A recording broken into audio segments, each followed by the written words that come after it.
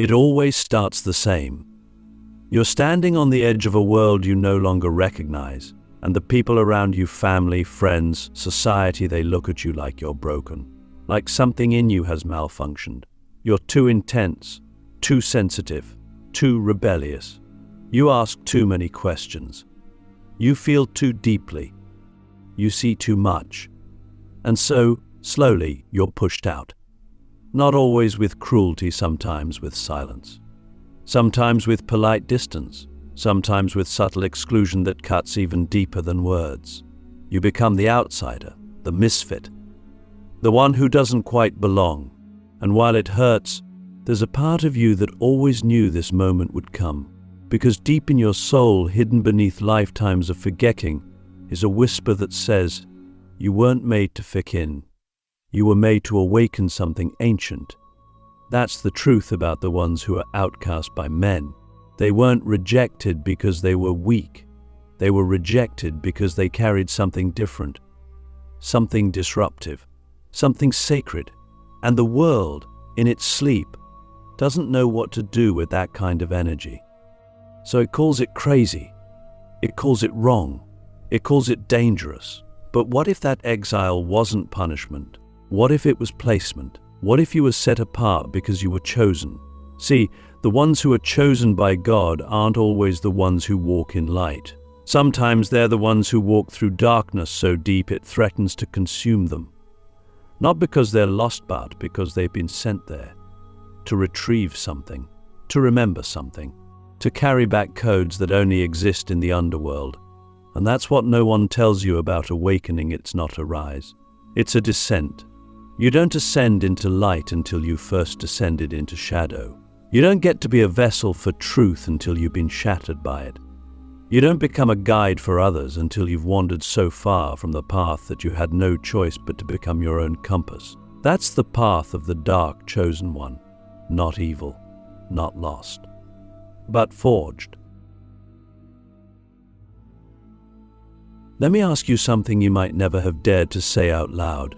Have you ever felt like you were being prepared for something but had no idea what it was? Have you ever looked at your life and thought, why is it so hard for me? Why do I feel everything so deeply? Why can't I just be normal? That question haunts you because you've been measuring yourself against a world that was never built for people like you. A world that values comfort over truth, noise over depth, conformity over transformation. But your soul came in with a different assignment. You didn't come here to play the game.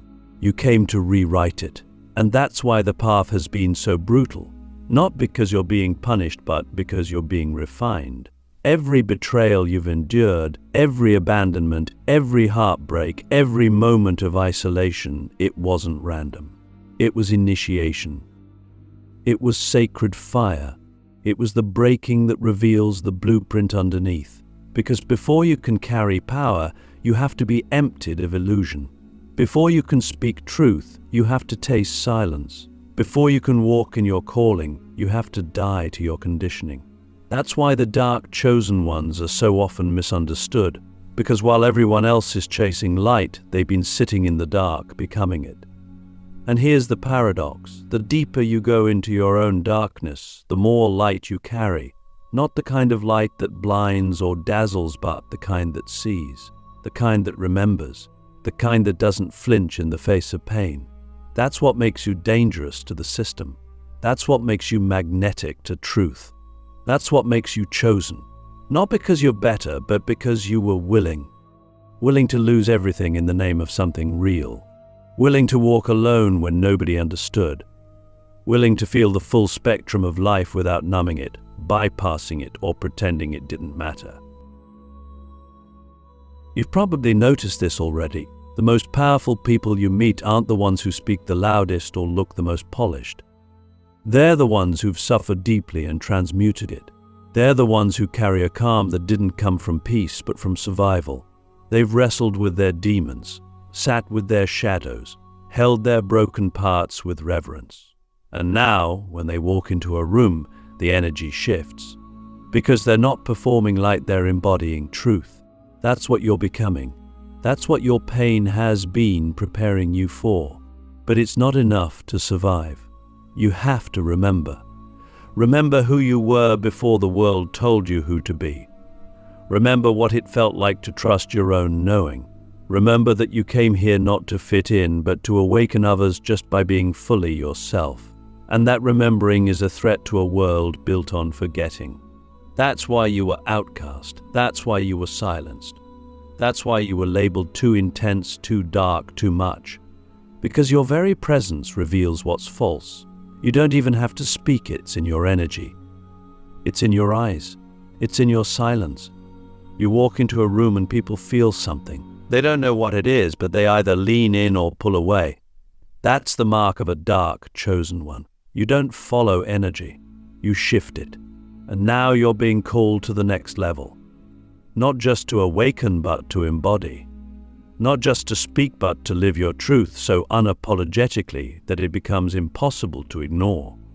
You've been hidden long enough. You've been healing long enough. You've been doubting yourself long enough. The world doesn't need more conformity. It needs you, all of you. The messy parts, the mysterious parts, the divine contradictions. Because your darkness is not a failure, it's your fingerprint, your origin, your invitation into power. Click subscribe to this channel to get more profound spiritual lesson. There's a moment when pain stops feeling random. When all the rejection, all the silence, all the nights you cried out to a God who didn't seem to answer it starts to form a pattern.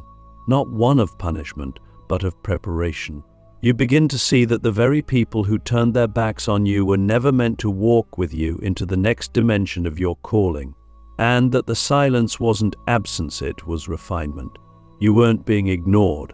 You were being shaped, not for a life of comfort, but for a life of impact. The truth about the chosen is this: God doesn't choose the polished. God chooses the raw, the ones who've been broken open, the ones who've lost everything and still kept a flicker of light inside, the ones who've been misunderstood, not because they were wrong, but because they were early. The world wasn't ready for their frequency, so it pushed them away. And that exile, that ache of being unseen, it was the furnace, the holy ground where your soul was tempered into something indestructible. Let me tell you something most spiritual teachers won't. Your pain wasn't just a chapter, it was a curriculum. Every betrayal was a lesson in discernment. Every heartbreak was a masterclass in energetic boundaries. Every moment of isolation was a sacred appointment with your higher self. You weren't losing your life, you were being trained to carry it. Because the kind of power you came to wield cannot be handed to someone who hasn't been humbled by fire. The crown doesn't fall on your head, it's forged into your bones. And only those who've walked through the furnace without turning bitter can wear it with grace. So if you've been rejected by family, by lovers, by communities you tried to belong to, understand this. It wasn't personal, it was spiritual. They couldn't receive you because they hadn't yet met the part of themselves that lives in you. Your presence reminded them of something they were avoiding. And instead of facing it, they pushed you out. But you didn't break. You burned. And in that burning, something ancient awakened inside you. Not rage, not revenge, but remembrance. You remembered that being chosen doesn't mean being celebrated. It means being set apart. And that loneliness you've carried, it wasn't a void. It was a womb. Ask yourself this now. What if every time you thought you were being abandoned, you were actually being consecrated? What if the rejection wasn't the end, but the beginning of your becoming? The moment when the world said no, but God whispered not yet. Because here's the truth. You are not late. You are not behind. You are right on time, and the pain that tried to delay you has only deepened your capacity to carry truth. Not the kind of truth that makes people comfortable, but the kind that liberates them. And liberation always starts with someone who is willing to stand alone. You see, the dark chosen ones are not afraid of being misunderstood. They've made peace with the silence, because they know that solitude is where God speaks the loudest. In that stillness, you stopped performing. You stopped pleasing. You stopped waiting for validation. And in that raw, quiet space, you met yourself. Not the self the world applauded. The real you. The one who doesn't need to be seen to know they're real. The one who doesn't need to be followed to know they're called. The one who doesn't need permission to exist fully. This is the furnace. This is the holy fire. And it doesn't destroy you, it distills you. It burns away the masks, the illusions, the false identities, until all that's left is essence. And from that essence you begin to move differently, speak differently, create differently. People won't know what changed, but they'll feel it. They'll feel the weight in your words, the silence in your gaze, the certainty in your presence. They'll feel that you're not trying to be powerful, you are. But here's the final truth of this part. You didn't survive the fire to hide your flame. You didn't walk through hell to play small. You didn't spend years in the dark just to dim your light when you finally emerge. You're not here to fit in. You're not here to be digestible. You're here to disrupt, to awaken, to reveal what's real. And the world may resist you at first, but eventually it will remember you. Because the truth always leaves a mark. There is a quiet prophecy that doesn't get spoken in temples or carved into the walls of ancient texts. It lives instead in the bones of those who were forgotten. The ones who walked away from institutions, who couldn't breathe in the cages of organized belief. The ones who wandered the deserts of their own becoming without a map, without a guide, without a clause. These are the hidden ones, the dark chosen, not hidden by accident but by design. Not waiting to be discovered by the world, but waiting for the world to remember them. And something is shifting now. Can you feel it? The ground beneath the old spiritual systems is trembling. The voices that once held all the answers now echo hollow. And in that silence you begin to rise. You were never meant to be found in the spotlight of the old world. You were meant to return when the time was right. And that time is now. Not because you are fully healed, not because you've mastered everything, but because you've integrated your humanity. You've tasted the bitter and the beautiful and still chosen to remain open. You've sat with your shadow and made peace with your paradoxes. And in doing so, you become what the world desperately needs. A bridge between dimensions, between the sacred and the raw, between the ancient and the now, between what was and what could be. Let me ask you something that might stir something in your spirit. Asterisk, what if the entire reason you were hidden was because your frequency was designed to activate at a specific time in history? Asterisk, and this is that time. What if the pain, the silence, the years of wandering weren't delays, but divine synchronization? You weren't being punished, you were being protected, because the magnitude of your calling required a gestation that the world wouldn't understand. But now, the veil is thinning. The old powers are crumbling. And suddenly your voice, the one that once felt too strange, too deep, too disruptive, makes sense. People are waking up, and they are hungry for truth. Not sugar-coated, not sanitized. Raw, real, resonant. And that's what you carry. You see, the spiritual renaissance that's coming won't be led by gurus on stages. It'll be led by you, the creators in their bedrooms, the poets writing between shifts, the mystics who never got certificates, the healers who had to heal themselves in silence, the ones who never fit the mold because they came to melt it down. You are not here to repeat the patterns of the past. You are here to birth something entirely new. A spirituality that doesn't bypass pain but honors it. A path that doesn't shame the shadow but integrates it. A movement that doesn't worship perfection but celebrates wholeness. And that's why your story matters more than you realize. Not because it's flawless, but because it's authentic. Because it's riddled with mistakes, with resurrection, with realness. People don't need another savior. They need a mirror. And when you speak from your scars instead of your script, you become that mirror. You become the proof that transformation is possible even when it's messy, even when it's slow, even when it doesn't look like what the world expected.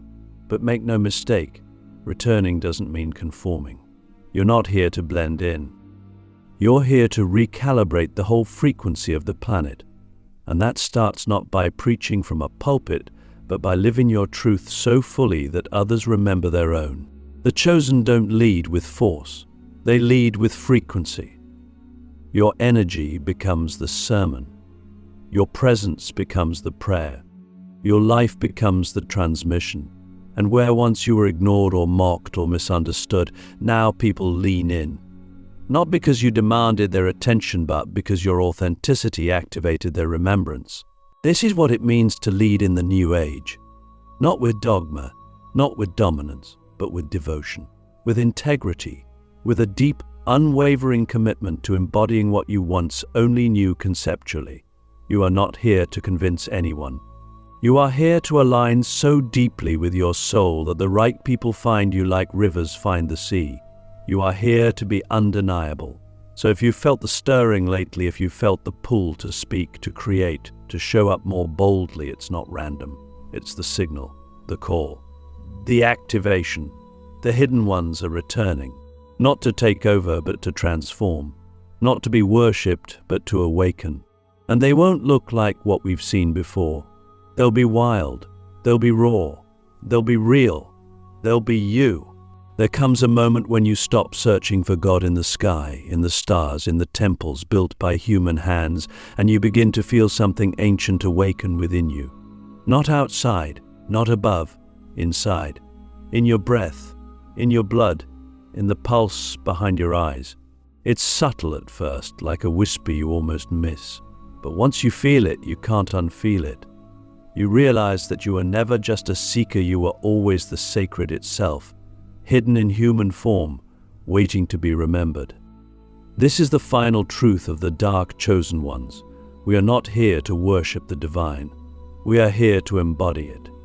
You were never meant to live a life of disconnection, torn between the sacred and the secular, the human and the holy. That split was taught, conditioned, imposed. But you came to dissolve that illusion, to walk this earth as a living transmission of the divine in form. Not perfect, not detached, but fully alive, fully feeling, fully here. That's what it means to become the living temple.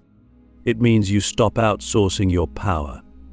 You stop looking to gurus, systems, or ancient books to tell you who you are. You remember, you realize, you reclaim. You stop saying, God, where are you? And you start asking, what part of me have I abandoned that still holds the voice of God? You stop separating your spiritual self from your messy self. You stop trying to transcend your pain and instead descend into it, knowing that even your grief is sacred, even your rage, even your confusion, because the divine doesn't just live in the light. It lives in the depths, in the rawness, in the realness. And if God is truly infinite, then nothing in you is outside of that infinity. Let me ask you something only the brave can answer. What part of you are you still hiding because you think it's unworthy of divinity? Is it the part that still wrestles with doubt, the part that feels too angry, too unhealed, too human? What if I told you that those parts aren't the barriers to your holiness, they're the gateways? Because the dark chosen ones don't embody God by denying their humanity. They become divine because they embrace it. They stop running from their contradictions and start living as the integration of all things. This is what makes you different. Not better, different. You don't carry your power in robes or rituals. You carry it in your authenticity, in the way you speak with conviction but never with superiority, in the way you walk into a room and don't try to dominate but still shift the energy, in the way your life itself becomes a sacred space where others feel more themselves just by being near you. That's what happens when you become the living temple. You don't need to preach. Your presence becomes the portal. And yes, this path is lonely. It requires a level of self-responsibility that most people avoid their whole lives. It demands that you face yourself without flinching, that you hold your own hand through the darkness when no one else sees you. But in that solitude, in that radical embodiment, you become sovereign, no longer waiting to be chosen because you've chosen yourself, no longer begging for belonging because you become the home you were searching for, no longer chasing the divine because you are it. The world is changing, the veils are thinning, and the divine is no longer confined to stained glass windows or mountain hermitages. It's rising in you, in your art, in your tears, in your healing, in your presence. You are the new temple. You are the new scripture. You are the proof that God doesn't only speak through prophets, God breathes through the broken, the bold, the beautifully human. And that is your final initiation. You're not just chosen, you are choosing every day to carry light in darkness, to hold truth in chaos, to walk as the bridge between heaven and earth. You are not becoming divine. You are remembering that you always were. Let the world feel that. Let them witness the return of the temple in you.